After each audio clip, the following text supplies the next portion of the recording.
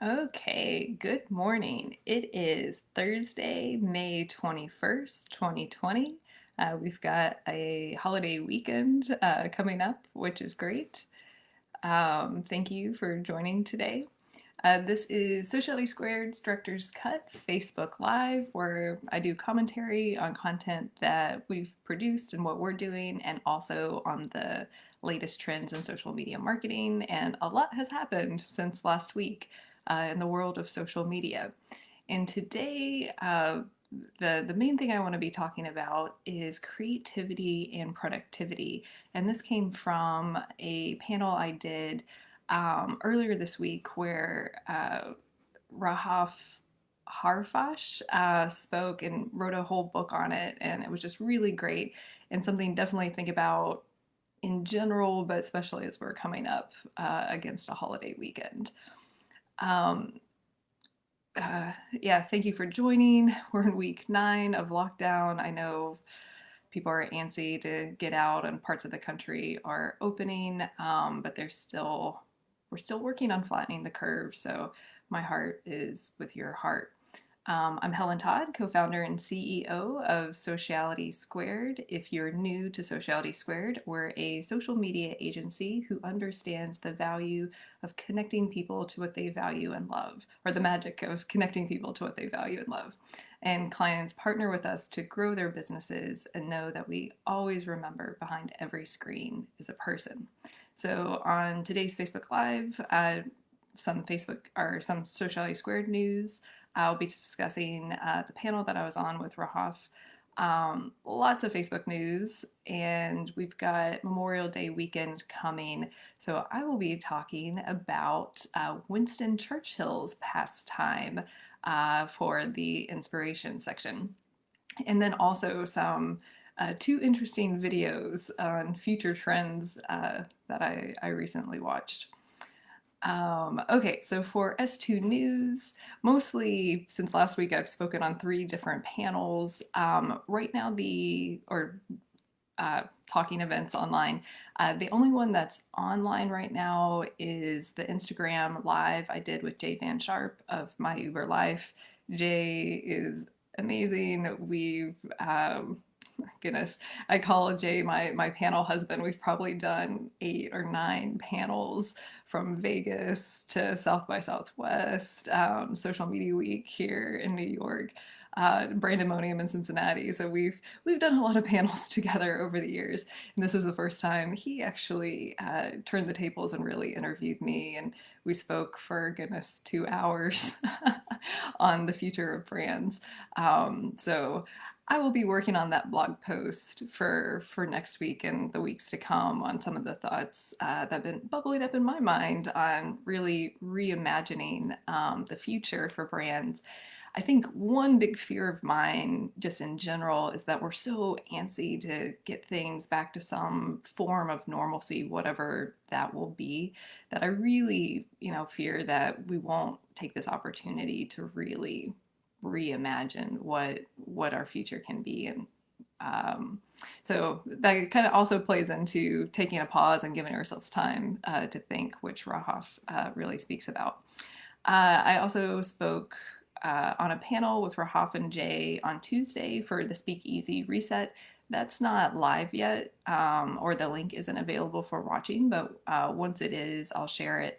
But that kind of inspired a lot of what I'll be talking about today. And then last night, I spoke at the ACES conference on social media blind spots, and I'll do a few webinars just for whoever wants to sign up on more of the tactical things. I know this is a little bit more theoretical sometimes for this Facebook Live, but we we think high level and also down to the nitty gritty details of everything that comes with social media marketing. So I'll put together a few webinars for anyone interested in more of the how to execution tips and tricks and how we think at Sociality Squared for that. And if you haven't already, do like this page. You'll get notified when I go live. And I encourage you to sign up for a monthly newsletter. We'll be doing May's next week. It will be hitting inboxes Um, it's kind of the culmination of what we're thinking, content and all of the social media links. So if you miss any of these lives or just want to stay on top of what's happening at Sociality Squared and in social media, do sign up. And I'm testing the Facebook. Uh, the Facebook Live has, oops, I've got too many screens open on my computer. A link, a featured link. I don't know where it is. It might be above me. It might be below me. It might be here. Who knows? But if you see it, I did put the link uh, to make it easy to subscribe to our monthly newsletter. So let's dive into creativity and productivity. So Rahaf is a digital anthropologist, and like what a cool title to have. And she's the executive director at Red Thread Institute of Digital Culture. And she's got this really great, well, I haven't read the book yet, but I've added it to my cart to buy and read. But she's got a really great TEDx talk that she did in Australia, where she talks about a lot of the things in her book that she discusses. It's really great. Definitely recommend it. And we think a lot about creativity at Sociality Squared. I've spoken, actually, that might have been the first panel with Jay I ever did, was talking about creativity and how, I think it was Social Media Week forever ago, of deep creativity. How do you go even deeper? And we had Adam Morelli and Jim Hopkinson, Jay, and myself on the panel just talking about creativity. So it's certainly something that we think a lot about at Sociality Squared. Rahaf brings a lot of really interesting perspectives. So I wanted to share a few with you, and definitely watch the video because I'm not going to do it full justice. But some of the things that she said, and I know these papers can be loud, I'm learning all of these things. So she kind of talks about how productivity and creativity are at odds with each other and the cultural heritage that comes with them. And kind of takes a quick look at the history. So in Greek times, creativity was a gift. And this is what Elizabeth Gilbert speaks to, and I love. She's got a great, I think it's a TED talk as well, and the whole book Big Magic, on talking about creativity in this way and framing of you as a creative person. If you create something amazing, that's a gift from your muse. But if you create something that's an utter fail, it's not your fault. It's, the muse or the gift didn't really perform. So it kind of takes a little bit of the burden off of the individual. And it speaks more to, I guess, in the Greek line of thought, that we're vessels, and the creativity comes through us, which I know a lot of artists, even Decora, who's a friend of mine and a great hip hop artist and poet. He speaks about himself that way, as kind of a vessel for his work, which is very much in the Greek thought. And then the 17th and 18th century, we had Enlightenment, which I also thought was kind of interesting.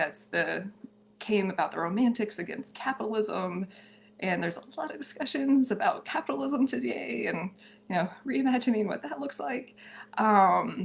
But come this century or centuries, creativity is a state of being. It's who you are. We're all creatives, which I know that's something you hear a lot today. Like, everyone is born creative, and I do believe that. So then the 1950s come, and it's a skill. It's a psychology, skill sets, and idea generation. And there's studies around that. And then today, it's an economic model where it's something that you do. Creativity is something that you do. And this is how she explains it. And it's based on an economic model. And if you compare, the 50s, where it's very much still production lines, and you don't, actually, I guess that's the Industrial Revolution, where you're doing production lines. But 1950s, you start to do skill advertising is starting to pick up. You have Mad Men era, where today we're in this knowledge economy, and you have creativity is hard to measure, and it's needed, and you have at odds productivity and creativity, and we don't know how to measure creativity, and we have this whole cultural heritage about what it means to be productive. And she talks about work devotion and what that means, and part of it is, you know, how we show up and show that we deserve to be there, by saying, oh, I work so much, I sacrifice so much, and how this mindset of working so many hours in a week actually goes against creativity. And studies show that if you work less, you can actually be more productive. If you take time to rest and just don't do anything, that's when your mind actually from a goes into theta waves, and you can be more creative. And she also talks about like the ideal worker and just like a lot of cultural and hidden forces. And one of the tipping points for her was Beyonce, who is someone who's idolized for her work ethic and just an absolute, superstar.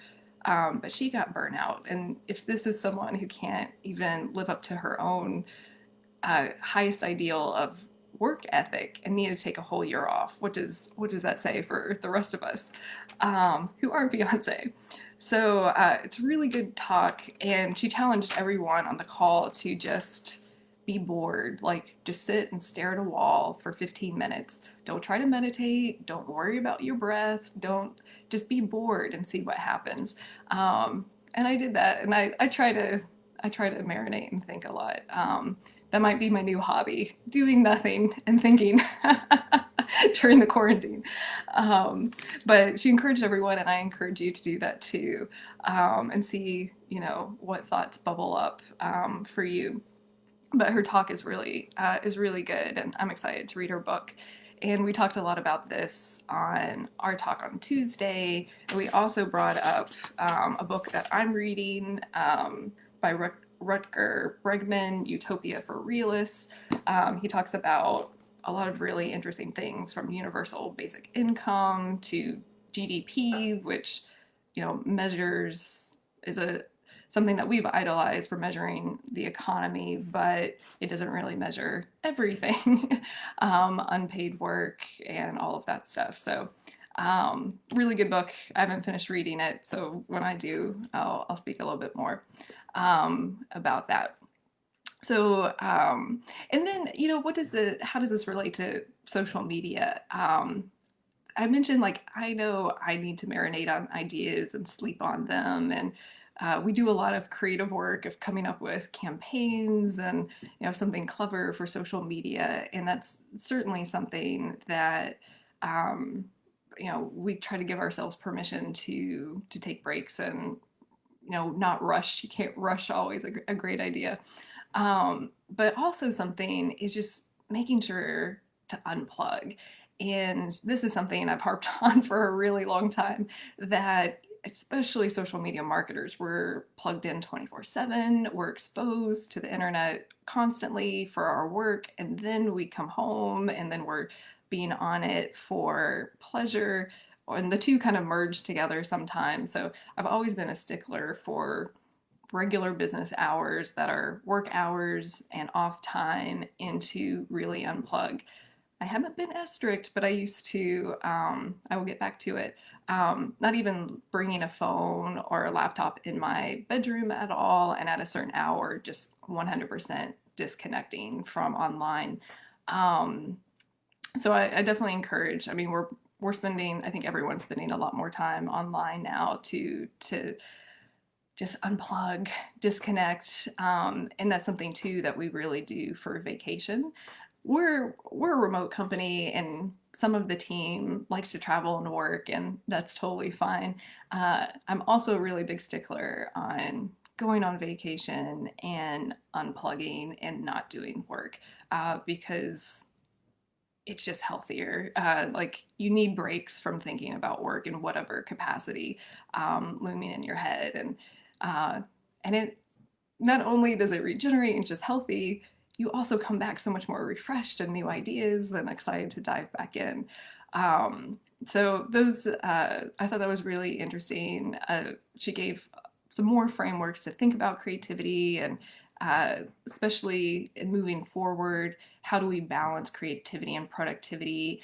And even, we have so much baggage around work ethic and productivity and what that means right now, where maybe that's something that we could all think about of how do we reimagine what work is, even if that means working less to be more productive. So definitely encourage you to watch her video and our discussion once the link is live. Okay, so um, got a lot more to go through in 13 minutes, but I'll go fast. In Facebook world, a lot happened. They are buying Giphy, which is interesting. Giphy uh, is, if you're not familiar with Giphy, I'm sure everyone's seen it, is a company that makes GIFs super accessible. And one of their plays, I saw, was it the founder speak at South by Southwest 2 years ago? And it was a really interesting talk because his entire presentation was in GIFs. But their strategy was to put GIFs everywhere, and they've partnered. They're on your iPhone Messenger, they're on your Facebook products, they're in Gmail, they're any and everywhere that they could get it to have it as accessible as possible. So one of the questions is kind of like, what does that mean if Facebook owns them? Will it still be on Apple and Google products? So far, everyone is saying yes. But GIFs as a form of expression are really interesting because it takes the moving image into 6 seconds. And so we have a lot of fun with GIFs. And also, as a platform, when we create GIFs for clients, we host them on Giphy. And we don't really say, oh, this is a channel we manage and charge extra for. We just kind of gift them to our clients. Um, and one really cool thing is when you have a branded channel on Giphy, the GIFs, when you create them as stickers, can show up on Instagram. And actually, I used one of those to promote this on my own account last night. So it's a cool way to add, branded GIFs to your Instagram account. Um, but the GIFs like get tons and tons of views, so it's just like uh, a great way to get free exposure on Giphy by just having a brand channel and putting GIFs up there. So that's always like an unsung hero when we're looking at stats at Sociality Squared. Facebook introduced Shops, and AdMix, a partner that I think that was one of my last trips, was to go out to Facebook headquarters earlier this year when they had a summit on all the products that Facebook is now announcing. And they're one of the only commerce partners that have a self-service onboarding to activate Facebook's new sales channels. They're a partner of ours, so you can reach out to us if you have any questions about this, or to AdMix.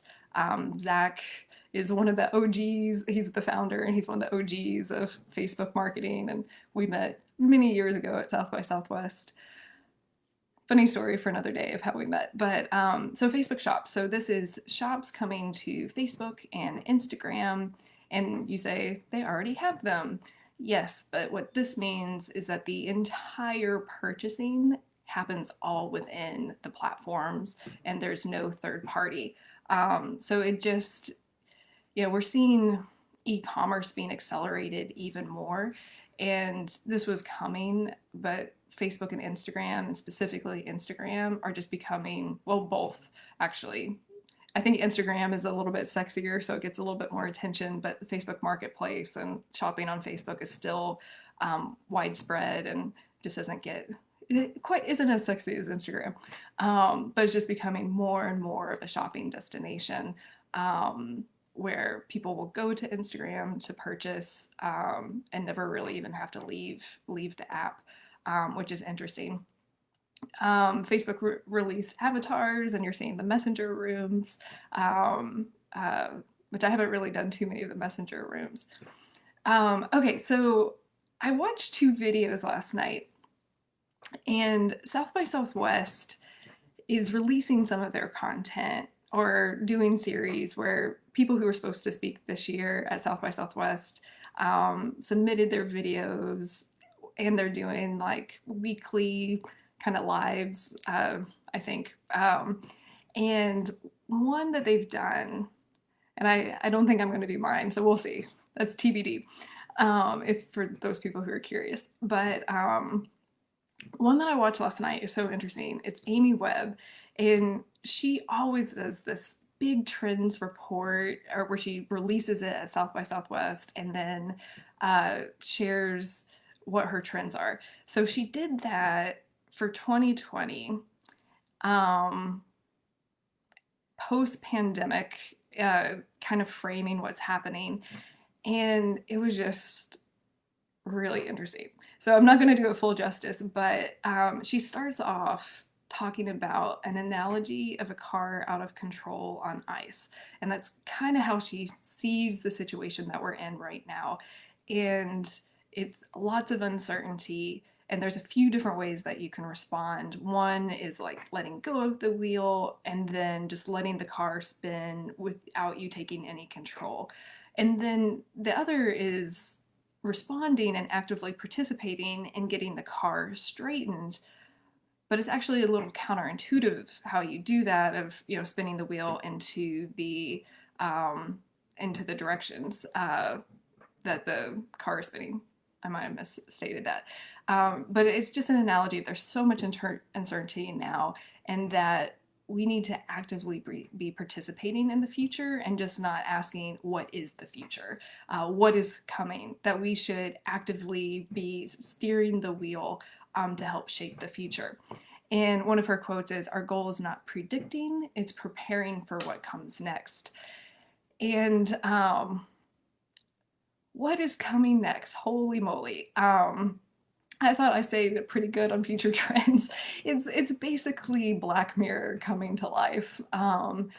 We are coming up. I'm kind of spoiling it, so spoiler alert.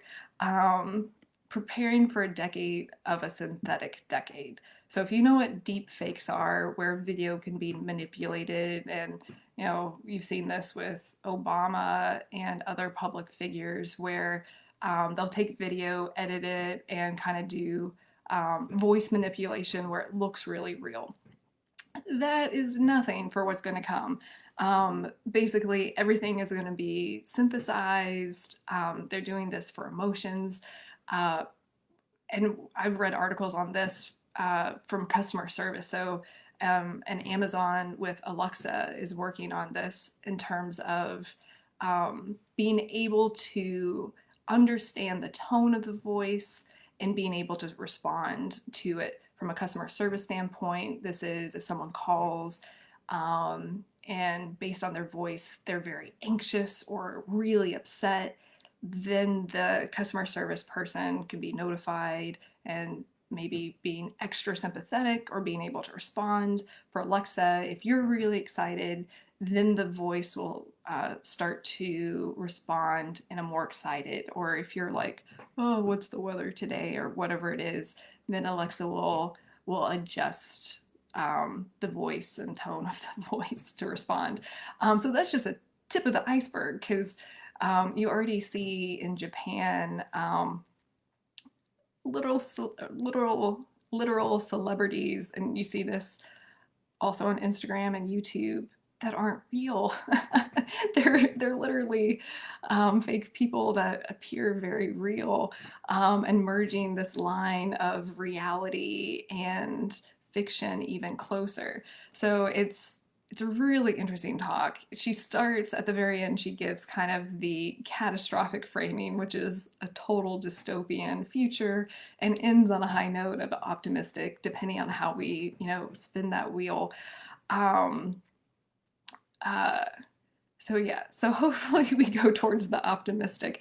Um, and yeah, one of the other things that she spoke about is what does this mean when you're synthesizing humans? And like basically it's kind of like if you take the best rendered character from a video game and gave them human characteristics and put them as a TV anchor, and all these data sets from human behavior, where that this virtual character, for all intents and purposes, looks and acts like a human. We could have, TV reporters being replaced by these synths, which is sounds so science fiction, but is really coming up soon. And then the other video I watched, which I had watched a while ago, is Ted Chiang, who is a really interesting guy. He's the author of Story of Your Life, which is a short story that the basis of the film Arrival is on, which is one of my all-time favorite films. And he did a talk at MoMA on, and this was, I think the video and the talk was from 2016, so 4 years ago or so, and kind of like a future that he could see happening. And it's all about, as storage and data gets cheaper and all of this, that he can predict that we'll all just be streaming our lives, because the cost of it will be so cheap. And he makes the assumption that we also, for the thought exercise, you know, work out the privacy so we're comfortable with this. But having watched Amy Webb's presentation and then going back and watching his, one of the things that he talks about is Gordon Bell, which is this gentleman at Microsoft who is a life logger, and every detail of his life is logged in extensive data. And then he also says we're all kind of life loggers right now, in a much more, not as crazy data, but that we are sharing what we're doing on Facebook, on Instagram, and talks about how this is the future, and what this means for memory. If we can access all of our entire history at any point in time and basically use our life logs as our own personal Google searches, does our external memory for our own memories only live in the cloud, and what happens if those are deleted? What does that mean for our self-identity? This straight up literally is an episode from Black Mirror. But keeping that in mind, where his whole premise was, if you have recordings of everything, then you know what's real. You can verify. And the human brain is funny because we rewrite our own stories and our own memories all the time, and he speaks about that too. But his premise is, if you have everything documented, then everything prior, you know what is true. However, fast forward to now and in the future, when you have synths that can replicate you, and you have data sets like Gordon Bell's, which has his entire life documented, able to feed AI of human behavior, I mean, what better data set? What are these recordings and memories? Are we going to be able to rewrite them with people who look like us? And what does that mean? So it's really interesting questions that come up from both of their talks, and especially if you watch them side by side, it's like, holy moly. But I think one of the biggest things that I took away or thinking about last night before I went to bed is, what's going to happen to truth? Not even memory. Right now, we can't agree on what's true. We're living in like this two realities just in the United States, where you have people who still vehemently believe that this is a hoax, and others who don't. And the lines of reality of content that we can produce are only going to get more and more blurred. Deep fakes is just like scratching the surface. If everything Amy Webb said in terms of the future being synths, like synthetically replicating our voices, our emotions, and our mannerisms, and our looks and feels, Um, in the near future, you might not know if this is me doing this or if I'm still asleep and my synth is doing this because I want to sleep in and I've my synth has been trained to do what I'm doing right now. It's just wild. So I think we have a lot to think about in terms of what does truth mean when everything can be edited. And that's the other crazy thing that Amy Webb started talking about, a little unrelated, is that we can edit our DNA and that we're human biology is just programmable. So really wild stuff. I still probably need to think about it more, but wanted to share. And if you're looking for stuff to watch this weekend, definitely recommend these three. So I'm at 8 a.m. for those who are watching live, and I've heard some people that are joining me for their breakfast or whatever time of day, so I appreciate it. So I will leave you with our inspiration, which comes from Winston Churchill. Churchill, and this actually I discovered this little book at a used bookstore, Painting as a Pastime. And I thought it was just so cool that Winston Churchill is a painter. Did you know that he was a painter? I wrote about this in one of our old newsletters in the inspiration section. And I'll just read you what I wrote because I won't be able to summarize it as well. Um, he has a quote: "To be really happy and really safe, one ought to have at least two or three hobbies, and they must be real." But he not only was a painter, he found it imperative to do so.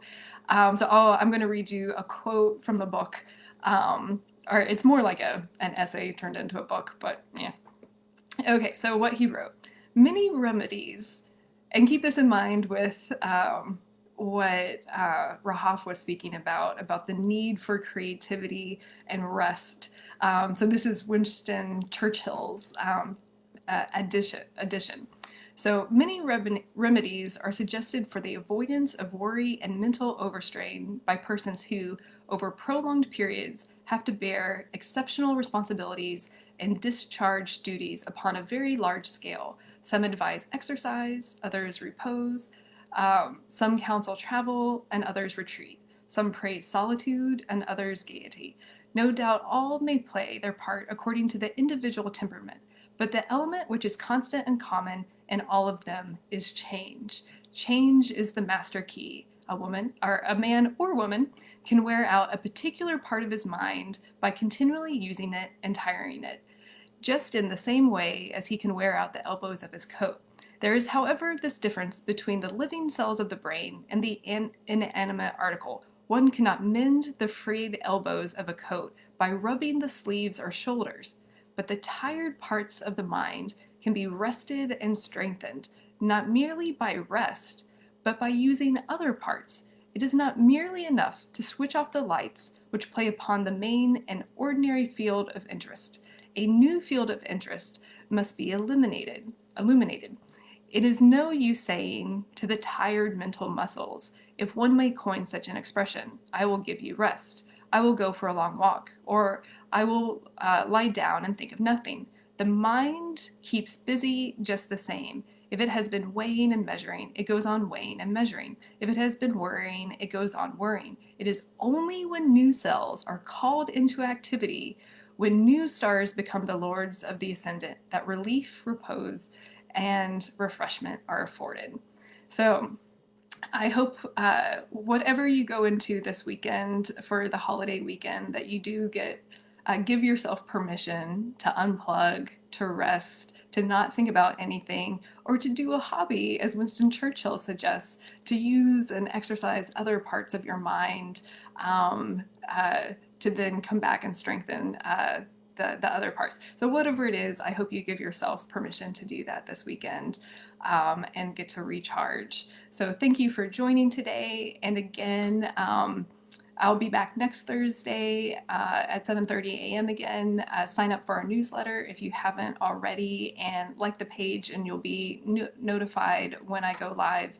And I appreciate you joining today, as always. Oh, and I see. Thank you for everyone who replied. I'm just seeing them now. Okay. Have a wonderful holiday weekend.